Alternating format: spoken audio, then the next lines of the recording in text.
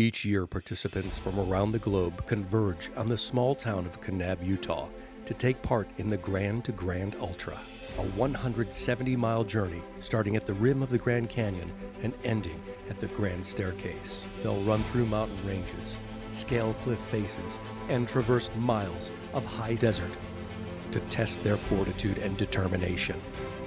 Living on only what they can carry on their back, their goal is to survive the Grand to Grand Ultra. The longest stage of this race went on for 54 miles. Some competitors ran through the entire night, and stragglers and latecomers are only now making their entrance. Contestants forget their rivalries as they enjoy and celebrate a milestone in the competition. 54 miles was long and hot, and the sand went uphill both ways. It just was brutal out there in the sun almost all day long. And then into the evening when it cooled off, the sunburn got cold, it takes it out of you.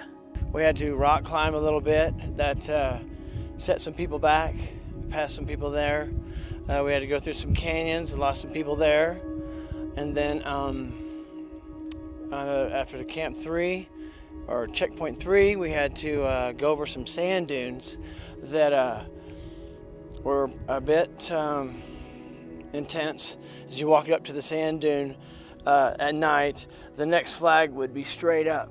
The other day you asked me if this was the toughest race I've ever done. I gave you a different answer, but today definitely I can tell you this was by far the most beautiful, but also the most challenging course and event I've ever done in my life. For the 50-miler, you started off on a gentle road, which didn't seem that bad, and then it brought you right up into a mountain, and it was legit mountain climbing, you know, using hands and feet, and that went up and up and up for a while. Then you came down it, and then this leg had literally every kind of terrain you can imagine. And then we went into sand pits and sand paths, just lots and lots and lots and lots of sand, soft sand, so you're running through sand forever. Then you go back into another mountain and climbed up another mountain and then back down. You know, when you're this far into the game in so many stages, and you know, all I've got is a little bit of sunburn on my legs, I'm doing pretty good. Last year I had some serious crotch rub. I had a bunch of blisters on my feet. Physically I feel strong. You know, up hills I'm pretty weak right now just because I'm tired, but I'm just slow and steady up the hills. Checkpoint 4 was kind of a low point. I had some blisters, and then I took one of my toe tapings off, and everything just fell out, pus and whatever there is, and literally you can just see just red inside of my toe, which is really scary. She's got about the whole sheath of her toe on her big toe is coming off, and all the way around the nail. And she's tough though. She'll just get it cleaned up, tape it up again, and she'll push through the next 3 days.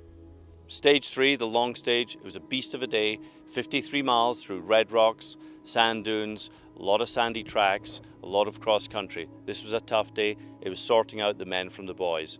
And sure enough, we had a drama almost right from the start when our French lady who was running and leading the pack, and we expected her to maybe even pull away in front of the guy, she actually dropped at 18 miles just after checkpoint 2.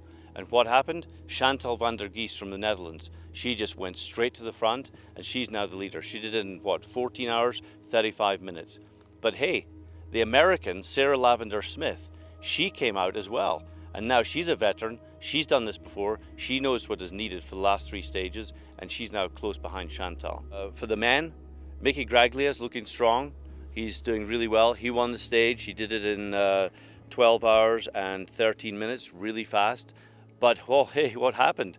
The American dark horse, Carl Cleveland. Where was he coming? He just appeared out of nowhere. He's now breathing down Mickey's neck. Unbelievable stuff. Our local favourites doing tremendously well.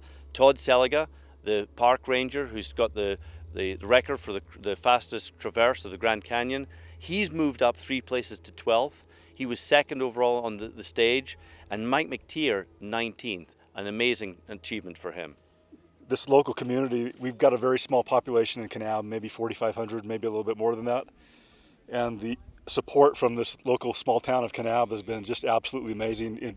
You go into the checkpoints and the camp at night, and you see a lot of familiar faces, and absolutely you come in. You know, when I started this race, I told my wife, you know, I'm not the type of guy that likes to get cheered on, so just be quiet.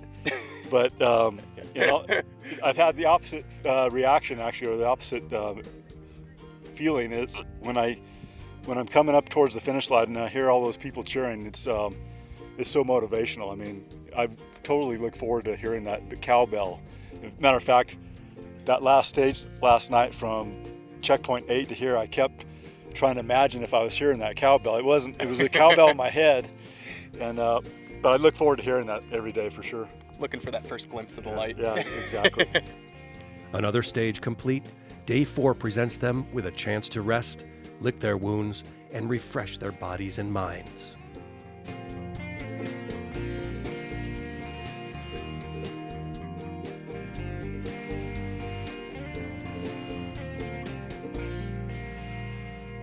A new day brings new challenges. After a well-deserved and restful night, the team sets off again at dawn.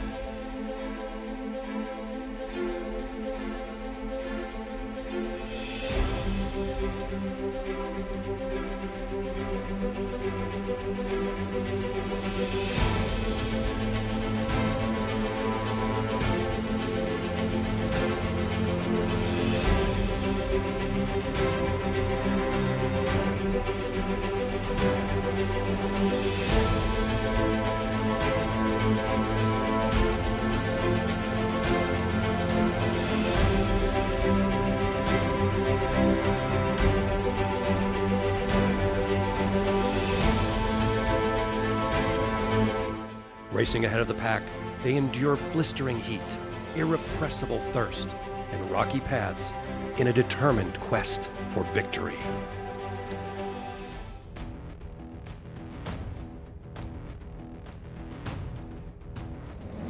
Hot as hell today. Feels like today was hotter than the last 3. I burned up today too. I had to stop at the last checkpoint for about 15 or 20 minutes just to get some shade and drink some water because I was way overheated. And, stomach's turning. A couple miles to go though, so it's not bad. Just finish the day up and relax. And then one more long day.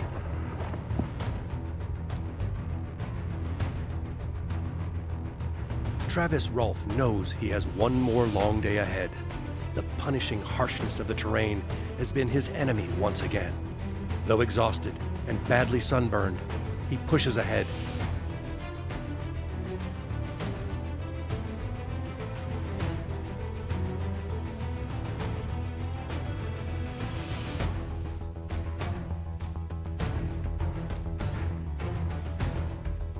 Today sucked. Today was my one bad stage for this race. Just the heat, cumulative effect of the last couple days of heat, and it was hotter today. Terrain was a lot of up and down, and some of the down wasn't all that friendly. It was a lot of, downhill on rock where, you step and you slide into rocks. So a lot of watch your footing so you don't break an ankle or turn an ankle, something like that.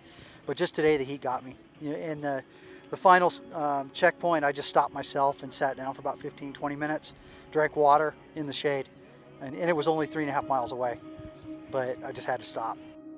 Right now in my head I feel good because I came out strong today and I had a good day, whereas the other day I didn't have such a good day, so that kind of lessened my spirits, so my spirits are back up.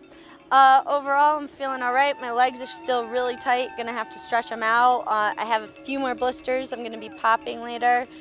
Chafing on the stomach still pretty bad, but other than that I'm feeling really good. One more long day. Today's stage for me was harder than the long stage.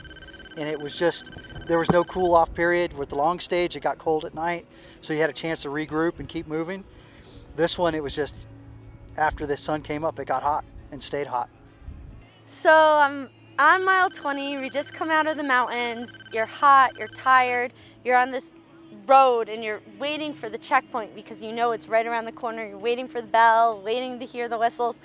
And I'm just like, ugh. And then I see some supporters. I was like, look at these crazy locals just sitting out here in the heat. And I get closer and closer. I was like, that kind of looks like my brother. And then I get there, and it is my brother.